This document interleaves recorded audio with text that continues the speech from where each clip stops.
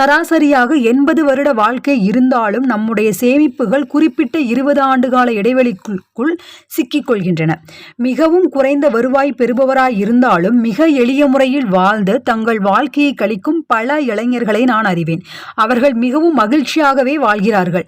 இன்னும் சிலர் கடுமையாக உழைத்து மிகவும் ஆடம்பரமான வாழ்க்கையை வாழ்கிறார்கள். அவர்களும் மகிழ்ச்சியாகத்தான் இருக்கிறார்கள். இருவருக்கும் எதிர்காலத்தில் இடர்களை காத்திருக்கின்றன. முதலில் குறிப்பிடப்பட்டவர் தன்னுடைய குடும்ப செலவுகள் மற்றும் ஓய்வுகால திட்டத்திற்கு ஏதும் செய்ய இயலாதவராய் இருக்கின்றனர்.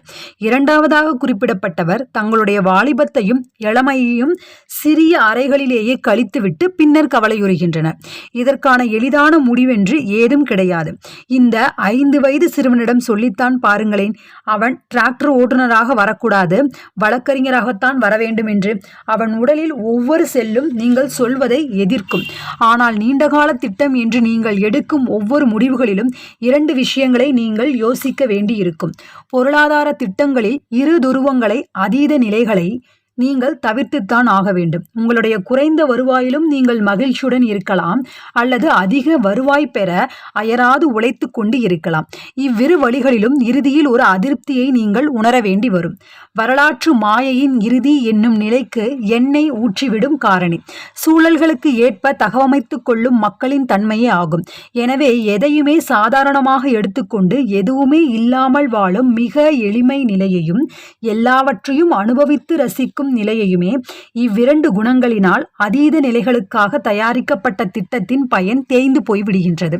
இந்த முரணான இரு நிலைகளுக்கு இடையில் ஓய்வு காலத்தின் செலவுகளை எதிர்கொள்ள முடியாத நிலை, பணத்தை துரத்தி வாழ்க்கையை இழந்து நிற்கும் நிலை ஆகிய இரண்டும் எப்போதுமே துயரத்திற்குரிய வருத்தங்கள் ஆகிவிடுகின்றன. ஒரு திட்டத்தை நடுவில் கைவிட்டுவிட்டு வேறொரு திட்டத்தை பற்றி கொண்டு விட்ட நேரத்தை எட்டிப்பிடிக்க 2 மடங்கு வேகத்துடன் ஓடும் நிலை மிகுந்த துயரத்தை தரக்கூடியதாக அமைந்து விடுகின்றது. நீண்டகாலம் நிலைத்திருந்து வருவாயை பெருக்கும் வண்ணம் திட்டமிட்ட கூட்டுத்தொகை வளர்ச்சி முறைகள் எப்போதுமே கைவிடுவதில்லை. இம்முறை சேமிப்புக்கு மட்டுமல்லாமல் தொழில் முன்னேற்றத்திற்கும் உறவு முறைகளுக்கும் கூட உண்மையாக பொருந்தும். நிலைத்திருத்தல் என்பதே அதற்கான காரணியாகும். அதாவது இதில் உங்களுக்கு புரியும்னு நினைக்கிறேன். தயவு செய்து நல்லா டீப்பாக கேளுங்க. ஆழமான கருத்துக்களை சொல்கிறாங்க. நான் ஒவ்வொரு முறையும் சொல்லிகிட்டே இருக்கேன். பணம் சார் உளவியலில் ஒவ்வொரு முறையும் வித்தியாசமான கருத்துக்களில் நாம் இது வரைக்கும் பணத்தை பற்றி இப்படி ஒரு கான்செப்டே நம்ம யோசிச்சிருக்க மாட்டோம். வெறும் சேமிப்பு, அதை எப்படி போகணும், அதனுடைய ப்ராசஸ் என்ன, பெரிய பெரிய தொழிலதிபர்கள் எல்லாம் எப்படி அமௌண்ட் சேமித்தாங்க, எப்படி செல்வந்தர்கள் ஆனாங்க, கோடீஸ்வரங்க ஆனாங்க அப்படின்றத பற்றி மட்டும்தான் யோசிப்போம். பட் அது போக இன்ன பிற கருத்துக்களும் நமக்கு தேவை.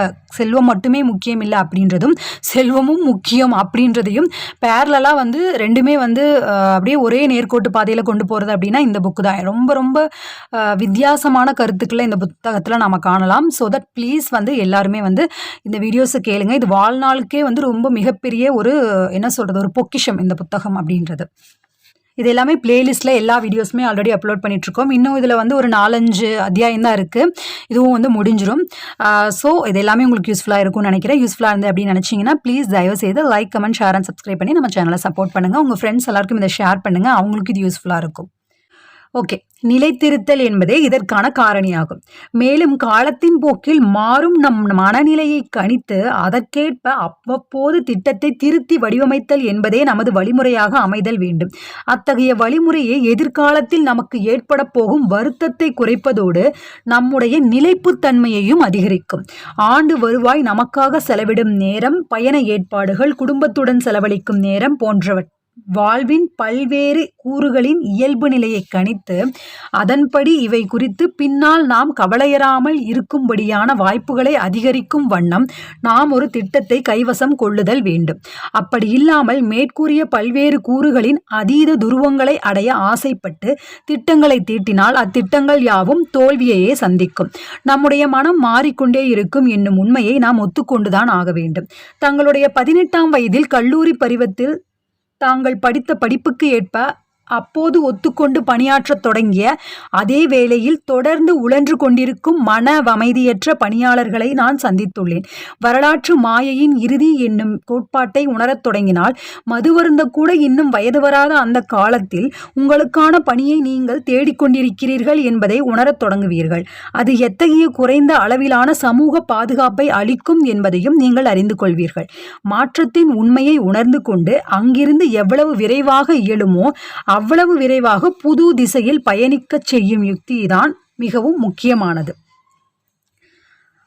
என்ன சொல்கிறாங்கன்னு புரியுதா உங்களுக்கு? அதாவது ஒரு நிலைப்புத்தன்மை இருக்கணும், ஸ்டேபிளாக இருக்கணும். அது போக இப்போ நம்ம ஒரு டெசிஷன் அங்கே ஒரு இடத்துல இதாக இருக்குது அப்படிங்கும்போது அதை ஆராய்ஞ்சு அதை கரெக்ட் பண்ணி உடனே அதுலேருந்து சேஞ்ச் ஆகி அந்த விஷயத்திலிருந்து ஒரு நிலைப்புத்தன்மையை நம்ம கண்டினியூ பண்ணணும். திரும்ப திரும்ப தவறுகள் அப்படின்றதே வந்து இருக்கக்கூடாது. அண்ட் தென் வந்து திரும்ப திரும்ப நம்ம மாறிக்கிட்டே இருக்கக்கூடாது. மைண்ட் செட்டுக்கு ஏற்றபடி மாறிக்கிட்டே இருக்கக்கூடாது. இப்போ வாரன் பஃபட் சொன்னாங்களே, நம்ம ஆல்ரெடி வாரன் பஃபட் பற்றியும் இந்த புத்தகத்தில் நிறைய பார்த்துருக்கோம். ஸோ அவர் எப்படி அந்த ஒரு நிலையான அவருடைய சேவிங்ஸை வச்சு எப்படி வந்து இவ்வளோ பெரிய ஒரு ஷேர் ஹோல்டராக இவ்வளோ பெரிய என்ன சொல்கிறது, ஷேர் மார்க்கெட்டில் ஒரு வெற்றிகரமான ஒரு மனிதராக இருந்தார் அப்படின்றது எல்லாமே வந்து நம்ம ஆல்ரெடி பார்த்துட்டு தான் இருக்கோம் இல்லையா? ஸோ அது எல்லாமே நம்ம லைஃப்க்கு யூஸ்ஃபுல்லான விஷயங்கள். படிக்கிறதோடு இல்லாமல் முடிஞ்ச அளவுக்கு அட்லீஸ்ட் ஒரு 100% நம்ம கேட்குறோம் அப்படின்னா அட்லீஸ்ட் ஒரு 10% நம்மளுடைய லைஃப்பில் நம்ம பண்ணோம் அப்படின்னா தான் வந்து லைஃப்பில் வந்து கண்டிப்பாக வெற்றிகரமான ஒரு வாழ்க்கையை நம்ம வந்து லீட் பண்ண முடியும். ஓகே, வால் ஸ்ட்ரீட் ஜேர்னல் சஞ்சிகளின் முதலீடுகள் குறித்த கட்டுரைகளை எழுதும் எழுத்தாளர் ஜேசான் ஸ்விக் தன்னுடைய திங்கிங் ஃபாஸ்ட் அண்ட் ஸ்லோ என்னும் நூலுக்காக உளவியல் நிபுணர் டேனியல் கெஹ்னேமன் என்பவரோடு சேர்ந்து பணியாற்றினார். கெஹ்னேமன் குறிப்பிட்ட ஒரு மனோதத்துவ நிலை தனக்கு மிகவும் பயன்பட்டதாக ஸ்விக் குறிப்பிடும்போது, டேனியலின் வேறெந்த குணமும் என்னை அவ்வளவாக கவர்ந்ததில்லை. அப்போதுதான் உரையாடி முடிவெடுத்த ஒன்றை அவர் அடுத்து நொறுக்கி உடைக்கும் முறைதான் என்னை மிகவும் கவர்ந்தது. ஸ்வீக் எழுதுகிறார், நானும் கெஹ்னேமனும் ஒரு அத்தியாயத்துக்காக மட்டுமே கூட முடிவின்றி உரையாற்றி கொண்டிருத்தல் இயலும். ஆனால் அடுத்து அவர் என்ன செய்வார் என்றால் ஒரு புதிய நகலை அனுப்புவார். அது அறிந்து கொள்ள வியலாத நிலையில் முற்றிலுமாய் மாறுபட்டதாக இருக்கும். அது வேறு விதமாக ஆரம்பிக்கும், வேறு விதமாகவும் முடியும். அதுவரை நீங்கள் நினைக்காத கோணத்தில் உள்ள பல நுணுக்கங்களையும் தரவுகளையும் கொண்டதாக இருக்கும்.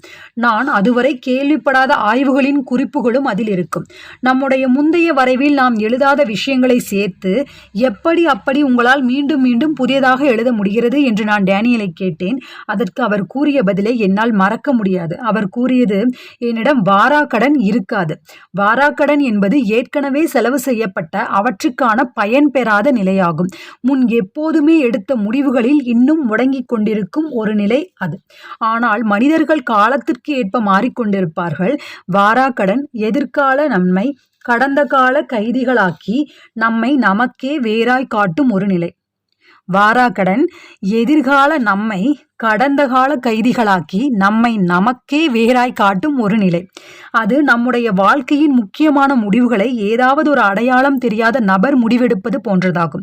இந்த கருத்தை நாம் ஏற்றுக்கொண்டால் மூச்சுக்கு ஆக்சிஜனை ஏற்றிக்கொண்டு வாழ்க்கையை இழுத்து கொண்டிருப்பதை விட நீங்கள் வேறொரு மனிதனாய் இருக்கும்போது முடிவெடுத்த பொருளாதார இலக்குகளை கருணை ஏதுமின்றி கைவிடுதல் மேலென்றாகிறது.